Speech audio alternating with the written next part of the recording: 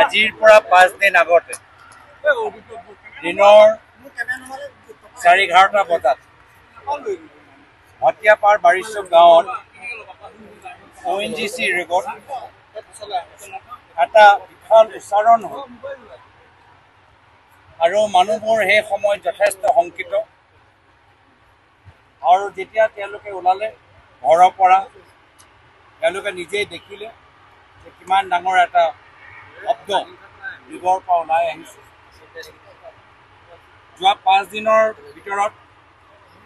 বৰ্তমানৰ স্থিতিত কোনো সলনি নাই কোনো পৰিৱৰ্তন নাই মানুহবোৰ আজি ইয়াৰ স্থানীয় মানুহবোৰ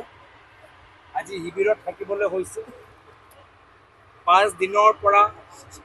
ইমান বিশাল বা ইমান জোৰকৈ যে এই সাউণ্ডটো ওলাইছে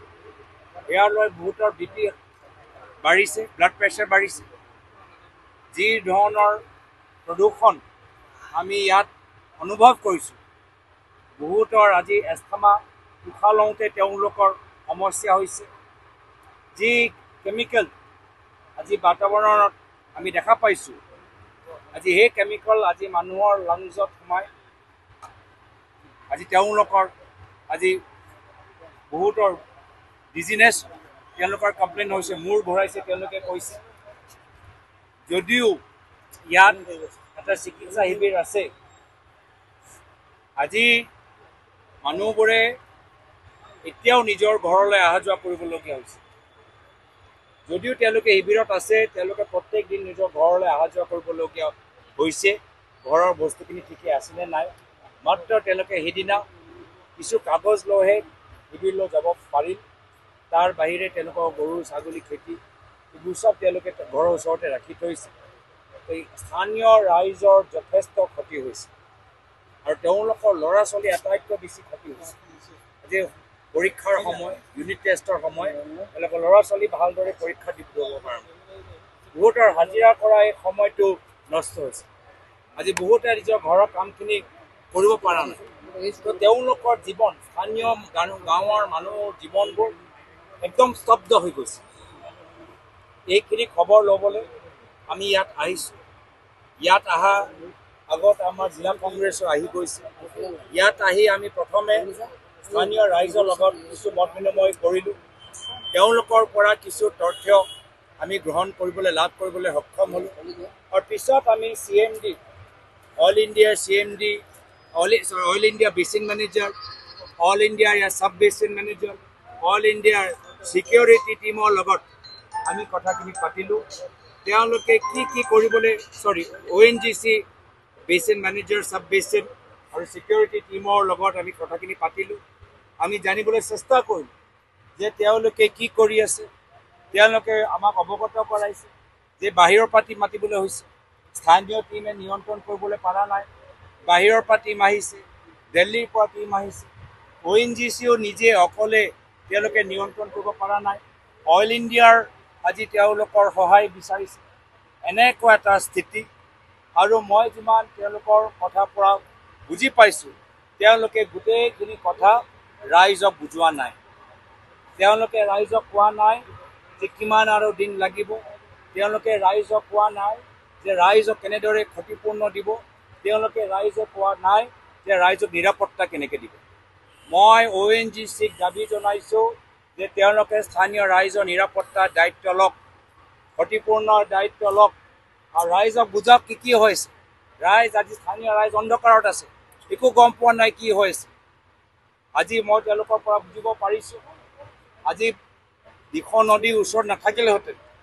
আৰু এই সমস্যাটো জটিল হ'লেহেঁতেন এতিয়াও তেওঁলোকে বেছি ডাঙৰ কোনো প্ৰগতি কৰিব পৰা নাই যথেষ্ট প্ৰেছাৰত আজি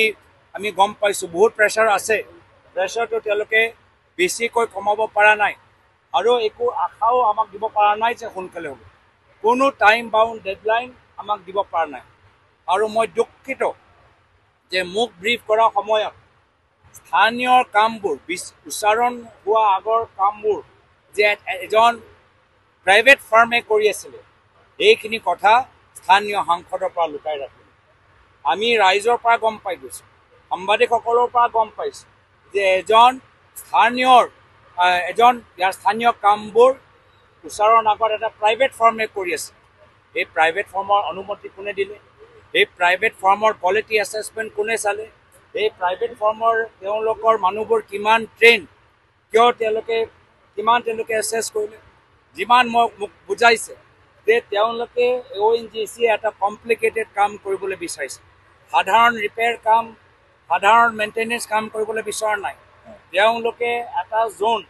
তেওঁলোকৰ লাহে লাহে প্ৰডাকশ্যনটো কমি গৈছিল, সেই জোনটো বন্ধ কৰি এটা নতুন জোনলৈ তেওঁলোকে ড্ৰিল কৰিবলৈ চেষ্টা কৰিছিল। এটা জোনৰ পৰা যেতিয়া দ্বিতীয় জোনলৈ গৈ আছিলে সেই সময়তে এই ধৰণৰ ঘটনা ঘটিলে। তো মই জানিবলৈ বিচাৰোঁ যে ONGC ট্ৰেইন মানুহবোৰ, ONGC নিজৰ এই কামখিনি কিয় নকৰিলে? ONGC কি টকা পইচা অভাৱ আছে নেকি? চৰকাৰৰ কি পইচা অভাৱ আছে নেকি? প্ৰাইভেটৰ মানুহক কম দামত দি কি ৰাইজৰ তেওঁলোকৰ ক্ষতি কৰিবলৈ বিচাৰিছে নেকি? পইচা বচাবলৈ চেষ্টা কৰিছে নেকি? আমি যে ইমান GST দি আছোঁ, টোল টেক্স দি আছোঁ, সেইকাৰণে দি আছোঁ নেকি যে ONGC পইচা বচাবলৈ কিছু প্ৰাইভেট ফাৰ্মক তেওঁলোকে কণ্ট্ৰেক্ট দিব? নিজে কিয় কৰা নাই? এইখিনি কথা মই তেওঁলোককো জনালোঁ যে মোৰ ফালৰ পৰা এটা ষ্ট্ৰং মই চিঠি ইণ্ডিয়ান পেট্ৰলিয়াম মন্ত্ৰীলৈ দিম। ইয়াৰ পূৰ্বে আমি অসমত দেখা পাইছোঁ যে অইল ইণ্ডিয়া বাগজানত কেনেদৰে গাফিলতি হৈছে, তাতো সকলোকে ক্ষতিপূৰ্ণ তেওঁলোকে দিয়া নাই। মই ইহঁতক অনুৰোধ কৰিছোঁ ONGCক যে প্ৰথম স্থানীয় মানুহৰ নিৰাপত্তাৰ ওপৰত গুৰুত্ব দিয়ক, দ্বিতীয় স্থানীয় ৰাইজে যে সম্পূৰ্ণ